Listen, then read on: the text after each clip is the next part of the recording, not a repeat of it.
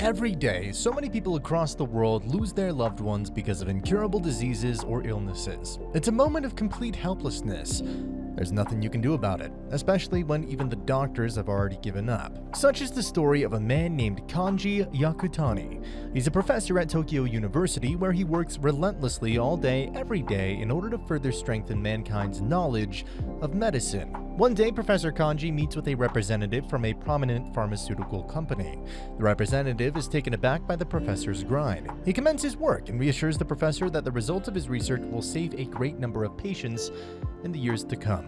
However, his unwavering working hours were still a problem though. No human can keep that up for an extended period of time and not face the consequences. At one instance, the professor was so absorbed in his work that he had to be notified of just how long he had been working. And when he gets up, he experiences a sudden blow of dizziness. But that wasn't anything out of the norm, and so he eats some energy bars and drinks himself together. Now, you must be wondering what creates this kind of unhealthy work ethic. Well, as the professor is consuming those energy snacks, he notices a picture of his younger sister on the desk.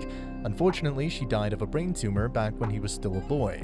He recalls that one time when she asked him if she would get better by taking the medicine. Of course, the situation was complicated, but seeing the innocent expression of his sister, he couldn't help but say everything would be alright. However, the medicine stopped working and her tumor couldn't be fully removed. In the end, the doctors, even their parents, gave up. There was nothing they could do. Professor Kanji felt completely helpless as he saw his sister die a slow and painful death. He was utterly heartbroken. There must have been some way to save her, but everyone gave up. Right then, in that very moment, he resolved to never give in. He'll go as far as it takes to come up with medicines just so no one has to feel helpless as their loved ones fade away before them. But everyone has their limits. His body couldn't keep up with his drive, and so one day, he died in his sleep, only to then wake up in the body of a young boy named Pharma. He's greeted by a cheerful maid named Latte.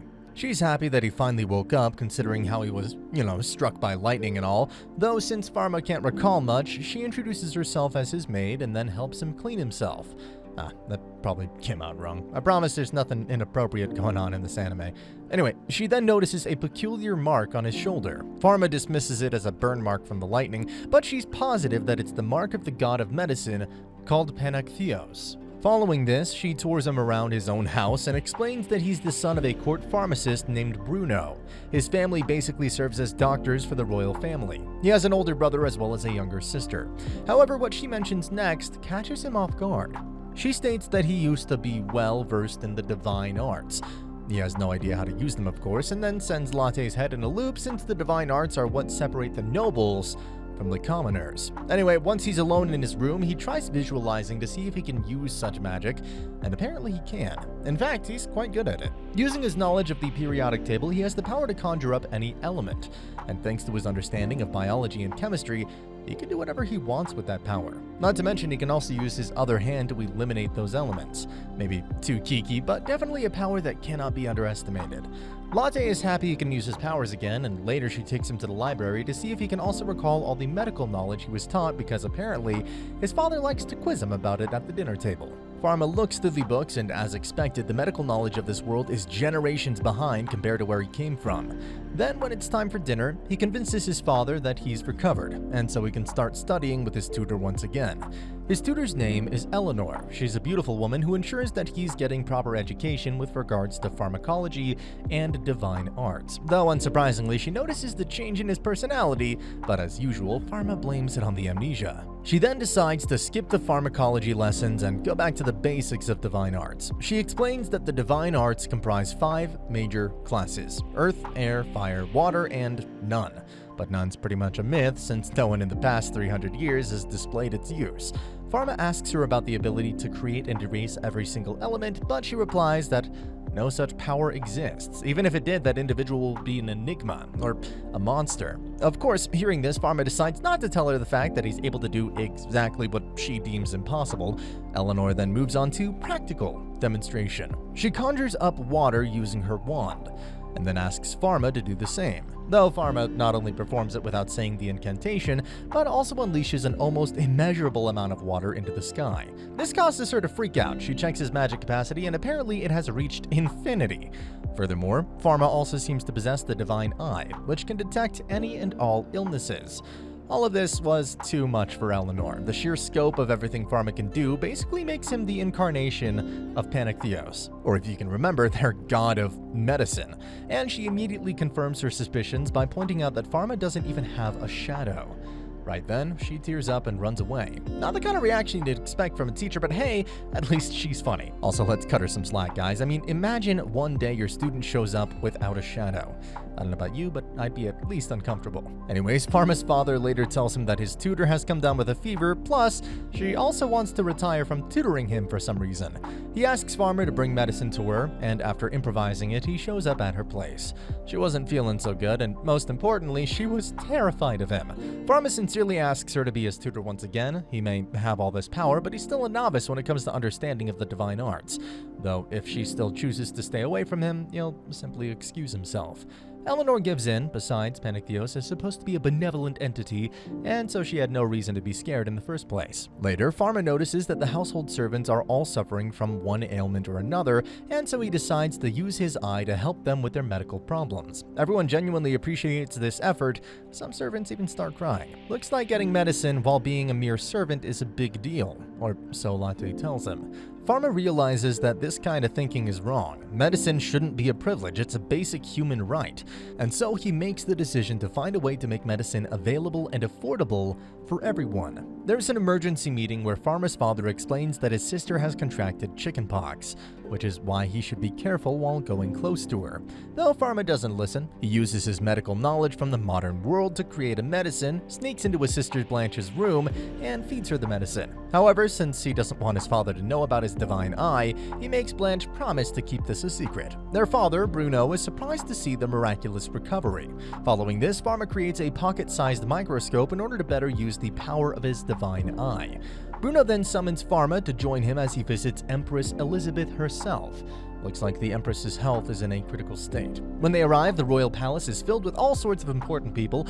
Everyone can more or less tell that she doesn't have much longer. Bruno examines her blood using magic, then consults the astrologist. Putting those two observations together, he concludes that she'll most likely pass away the following night. Although when the Empress herself asks him the same question, he states his medicine will work, even though Pharma knows that all he's feeding the Empress is anesthesia. Everyone had already given up, and his father was just telling lies to ease her suffering at the moment. However, Pharma wasn't having any of that. He uses his eye to diagnose her. Apparently, she has lung cancer as well as tuberculosis. He knows this isn't going to be an easy task. He's short on time and there's no equipment from the modern world either, but even so, the Empress might still be saved, though he was still hesitating. But just then, the Empress's son comes running to meet his mother, and this prompts him to act. He requests permission from the Empress herself. Everyone's puzzled, but she gives him the permission to prepare the medicine. Just like that, he confines himself in a room and gets to work. But he's interrupted by his father, who tells him that he realized the Empress's illness is the White Death. But a cure for that illness doesn't exist. In case you're wondering, White Death used to be the name of tuberculosis back in the early 18th century. Pharma is surprised to hear this because, unlike him, his father was able to properly diagnose her without any exceptional abilities. Bruno then tells him that he shouldn't be so insincere. Why would he give the Empress such elaborate false hope?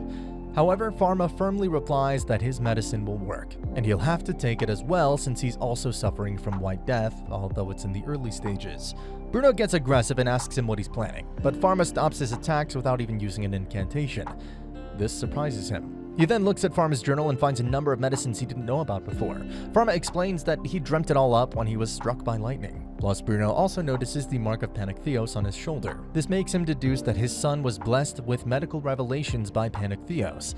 Later, when Pharma takes the medicine to the Empress, the court physician asks Bruno if they should stop his son. But Bruno simply replies that his son's skills have already surpassed his own. Pharma then uses his pocket microscope to show the existence of the bacteria that was plaguing the Empress. Everyone is stunned. This changed the way they view illnesses, but he states that if she takes his medicine for 6 months, she'll recover. The Empress agrees to take the medicine, and so that's a big win for Pharma. When Pharma and Bruno are on their way back home, Bruno wonders if his approach to medicine was wrong and whether he has also failed as a parent. But Pharma reassures him that even though he may have powers, he still needs his father's guidance to learn how to be a doctor. Bruno accepts the sentiment and also makes sure to take the medicine to cure his own White Death. Later, Pharma talks to him about making the knowledge of the cure public, but Bruno warns him to be careful because many would see this as heresy. In fact, Bruno also wonders that someone must have brought the White Death to the palace in order to assassinate the Empress. Pharma disagrees since a virus whose odds of infection are only 10% doesn't sound like a good assassination attempt. Hearing this, Bruno wonders how long it'll take him to get to his son's level. Suffice to say, he's a proud father. Pharma is then informed by a young noble of the palace that the Empress seeks to reward him. He can have anything he wants: money, status, territory, whatever. Pharma thinks about it for a second and then realizes that this would be a good opportunity to get permission to open his own pharmacy. He mentions this to the Empress, how he wants to open a pharmacy that treats nobles and commoners equally, and she gives him the green light. The Empress was somewhat down though because of her health. She wonders if she's fit to rule the kingdom, but Pharma tells her that everyone needs her. This reassures her, and she states that she has already died once. Hopefully her second life will be much better. Pharma replies that he's in a similar boat. Months pass by and Empress Elizabeth has made a full recovery. Bruno and Pharma are invited to a special ceremony where Bruno's appreciated for raising such a fine pharmacist and is also awarded a land with plenty of herbs. As for Pharma, the Empress promotes him from apprentice pharmacist to royal pharmacist. He also gets a badge and everything, and she publicly allows him to open his own pharmacy. From there on out, it's time to grind. Pharma works with plenty of professionals to build his pharmacy, and once it's done, he exclaims that he never thought the pharmacy he always wanted to build would come true in a parallel world. One of the workers listens in on this statement and accidentally mistakes it for the pharmacy's actual name. And just like that, the pharmacy is called Parallel World Pharmacy. But the complications hadn't ended yet. The head of the Pharmaceuticals Guild shows up to make light of Pharma's pharmacy. Try saying that twice. But our sweet Eleanor politely tells him to take a long walk off a short spear. Anyway, the next step was the staff. Latte walks in, but Pharma tells her that she's just 9 years old. But because of her dedication, he decides to get her on board. He also needed an accountant, and for that, his father Bruno retires his own accountant named Cedric, who is then hired by Pharma, and since Cedric's legs were failing him, he treats them as well. Furthermore, Bruno gives Pharma a stupid amount of gold to help him get started. Plus, Pharma already knew that the only reason his father retired Cedric was so that he could work for his pharmacy instead. Realizing this, Pharma's grateful to his father. Although, running a business is easier said than done. For the entire first month, they hardly ever had any customers. Latte did a survey on why this was the case, and thanks to her data collection, Pharma and the others realized how the commoners are getting intimidated by the pharmacy. They're afraid that if they accidentally do or say something inappropriate, they'll be punished. Pharma decides to display the prices of the medicines outside so that it's not as intimidating as it was before. Soon enough, there's a return customer. It's an old sailor named Jean, who comes around to buy sweets that can help him cure scurvy, which is a common disease among sailors due to a lack of vitamin C. Next up, a masked, sketchy couple tries to sneak into the pharmacy, but Pharma notices that it's just his wholesome parents. Looks like they didn't want to disrupt his business, and so they tried to keep their identities ambiguous, and well, that didn't work. Pharma shows them around and then expresses his concerns about how they aren't really getting any customers. His mother, Beatrice, suggests that they should try selling cosmetics, although Bruno says that he should be wary of the face powder because those who use it often die young. Pharma realizes once again that his father is able to tell important stuff even though he doesn't have the same abilities and knowledge as himself. In this case, face powder contains lead, which is of course toxic for the skin, though Pharma agrees with his mother's suggestion and tries to take the cosmetics route. Luckily, they get a customer soon enough. She's a noble named Chloe, who tried to turn her skin pale by bloodletting, and now she seems to be suffering from anemia. Looks like the guy she wants to be with prefers pale girls. Pharma reassures her that there's no need to resort to such self-destructing measures. He prepares a special cream that not only makes her skin look paler, but it also helps with moisturizing and sunburns. A luxury product in every sense of the word. Chloe is presently surprised, and since she's the daughter of a famous magnate, she uses her father's influence to spread the word. Suddenly, it's rapid fire. Commoners start showing up. They're delighted by not just the products, but also the prices. And even though they show up for the cosmetics, they also stick around for the economical medicine. Business was finally blooming for the Parallel World Pharmacy. Too much, in fact. Pharma was having trouble juggling both medicine and cosmetics. And this is where Chloe shows up with a solution. She offers to operate a subsidiary to his pharmacy which only deals with cosmetics. Meanwhile, he can focus on medicine. Tons of beautiful female pharmacists who were laid off for having children get jobs once again thanks to this subsidiary branch. Pharma thanks them and also tells them that he'd make sure to put into motion policies of maternity leave, among other things. Hearing this, all of them instantly knew that they had chosen the right boss. Soon enough, Empress Elizabeth hears about Pharma's cosmetics, and right away she decides to ban the other lead-based products, so that people only buy the right cosmetics. Talk about influence. Though don't worry, she makes sure to advise those other shops that they should reframe their business and start using the cosmetic recipes designed by Pharma. And the Empress also instructs Pharma that he should raise the price of his products just enough so that he doesn't put the commoners out of business. Pharma appreciates her advice and decides to go through with it. Later, Pharma and his family visit the lands which were allotted to them by the Empress. First, he's in a meeting with a lot of important people, but his father tells him that he can just go and have fun. And so together with Latte, Eleanor, and his younger sister named Blanche, he's at the beach. Latte and Blanche want to play, and so he gives them to go along as long as they're careful. Pharma also recalls a moment from his previous life when he and his younger sister were at the beach and she wanted to swim, but since she was too young, he had to keep her from going into the sea. Unfortunately, his sister never had the opportunity to swim. Now, as Pharma was reminiscing, Blanche gets swept away because of an ocean tide. Pharma instantly runs and dives into the ocean to go save her, but he might be too late. The waves were so random and harsh. Then, out of sheer desperation, he activates his powers, which somehow create a massive hole in the ocean. He then takes her back to safety. Eleanor and Latte are both surprised. In fact, they're startled. Pharma didn't just use his negative attribute skill to diminish or move the water, he actually erased it from existence, which is supposed to be theoretically impossible. And it wasn't just Eleanor who was freaking out. Later, Pharma realizes that he could have easily erased the water inside the bodies of Blanche, Latte, and Eleanor. Thankfully, what he erased was just the seawater, but next time he'd be more careful. Little did he know that a witness had already informed the Holy Diocese about this incident. They immediately send orders to every temple that if they locate a boy with no shadow, he's to be executed immediately. Later, when Pharma is at a pharmacy, two cloaked priests seem to be watching him. He notices, but they quickly bail. Next morning, a horse with a carriage full of mud breaks into the pharmacy and wrecks the shop. Bruno deduces that someone is specifically targeting Pharma. Thankfully, the damage is undone because Sailor Jean and his crewmates show up to help him clean. The other shop owners and customers help as well, though Pharma has to leave when a woman arrives and claims that her father needs immediate medical attention. Unfortunately, this was a bait. Pharma is led to a deserted field where those from the priests confront him. They deem him as an evil spirit taking the form of a human, considering his lack of shadow and unexplainable powers, and try to attack him. Of course, Pharma easily handles them and explains that he means no harm. Surprisingly, they back off, but not because of his statement, but because they see the mark of Panic-Theos on his shoulder. That's right, Panic-Theos is the deity they worship, and considering how Pharma is seemingly the incarnation of Panic-Theos, the head priest Solomon immediately decides to commit suicide in order to make amends. Pharma stops him from doing so and heals him as well as the ones who were injured in the attack. A few months later, when Solomon is promoted to bishop, he visits the pharmacy and then tells Pharma that he'll make sure to keep his identity a secret from the diocese. Not only that, but Solomon has also brought plenty of gifts, from pastries to a divine staff, as well as a talisman, which could help him cast a shadow. Now, Pharma was safe from all abductions once again, but he was still having problems with that guild leader. He decides to be bold and founds a new guild together with the neighboring pharmacies. However, that very night, the daughter of a young pharmacist named Pierre, who is associated with that other guild, ends up suddenly falling ill. Everything would have been fine if he could just take his daughter to Pharma for some medicine, but that guildmaster states that all of his guild members are straight up forbidden from having anything to do with the parallel world pharmacy.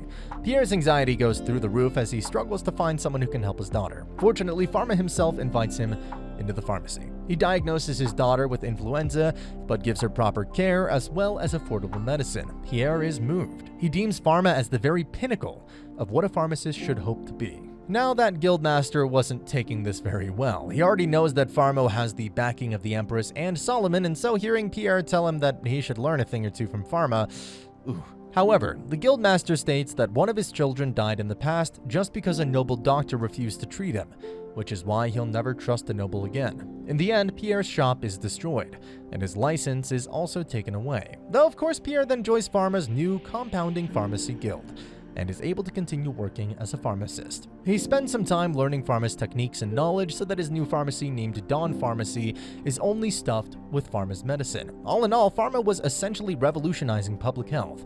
Empress Elizabeth acknowledges his impact on the basic health of the citizens and realizes just how much of a role he plays when it comes to the kingdom's prosperity. Meanwhile, Bruno has a harsh reminder of his former acquaintance Camus, who conducted inhumane experiments on human subjects for the sake of medicine. He was banished from the kingdom for this reason. Anyway, Bruno receives a letter from his older son named Pale, who reveals the emergence of some deadly epidemic that has originated from the Ponte Island. This was not to be taken lightly, since the kingdom's annual fair is coming up soon, and plenty of stuff is being imported which will come through this island. Bruno looks to Pharma to investigate and see what it is, and after a thorough analysis from the available descriptions, he deduces that what they're dealing with is the Black Death. In case you didn't know, the Black Death is a devastating global pandemic that killed almost a third of Europe's entire population. All in all, some estimates state that the death toll was anywhere between 75 million to 200 million, also known as the Black Plague. Now let that sink in. Of course, Pharma knew what they were dealing with, and so his family instantly started making efforts to initiate quarantine along with the help of fellow pharmacists and nobles. Following this, Pharma and Eleanor depart for a place called Marcière, because the wares are supposed to arrive there before reaching the capital. Meanwhile, a certain someone returns to the capital while emitting a dark and ominous aura. It's Camus. When Pharma and Eleanor arrive, they're able to quickly inspect the merchant ships because the leader is good old Sailor Jean. Apparently, they're all good at the port, but Pharma is quickly informed about a village which was just struck by the plague because a rogue ship decided to dock there in order to avoid the quarantine. Pharma immediately sent out to the village alone and arrives just in time to stop those desperate villagers from leaving and spreading the disease. Thanks to his rank as a royal pharmacist, he's able to quickly get their attention and then put in place some proper treatment measures. Though once he's done with their preparations, he goes and deals with these sections of the town which are filled with isolated people. Their condition was so dire, everyone had no choice but to seclude them. On the other hand, a commodore named Gabi decides to sink that ship which had docked illegally. While only corpses were on it at this point, those who were still alive had already bailed. In the following days, Pharma's team, as well as people associated with him, try their very best in preventing the outbreak of the Black Death, because once it becomes a thing, it's game over. Bruno asks a professor named Casper to help Pharma develop antibiotics which can be produced without divine arts, so that they can mass produce them. Meanwhile, the priests intercept crew members from that rogue ship. Pharma learns that they were not only carrying white squirrels from Ponte to spread the plague, but they also have 5 holy knights from another nation. He connects the dots, and as it turns out, Bruno's initial suspicions regarding the cause of Empress Elizabeth's disease were correct. Someone's trying to dust their kingdom by spreading lethal diseases. In fact, the very next morning, one of those knights enters the capital and releases those white squirrels. This was a nationwide emergency. Either they do something, or be wiped out by the Black Death. Bruno and Elizabeth talk about it and suspect that since Camus killed the King of Netherland, he might be the one using the resources in order to take revenge for his exile. Solomon stops the enemy knights and also confirms that Camus is definitely involved. But the plague has already started to spread throughout the city. Also, did I mention that these squirrels can fly? The farmer returns to the capital and meets his father, but by that point, Camus had infiltrated his pharmacy and stabbed both Latte and Cedric with a poisoned dagger. Pharma and Bruno quickly arrive at the scene. Bruno tries to fend off against Camus while Pharma tries to save his buddies. Unfortunately, Camus was too much for Bruno, but right then, Pharma uses his divine arts to completely and utterly destroy Camus, along with the demonic power that seemed to have possessed him. And once that's taken care of, he then proceeds to stop the outbreak. Thanks to Pharma and everyone else, the Black Death was stopped right in its tracks. The festival happens as planned, and the Parallel World Pharmacy is once again open for business. And that's the end of the video. As always, if you liked what you saw, subscribe to the channel. I'll be uploading a lot of videos just like this, so I'll see you at the next one.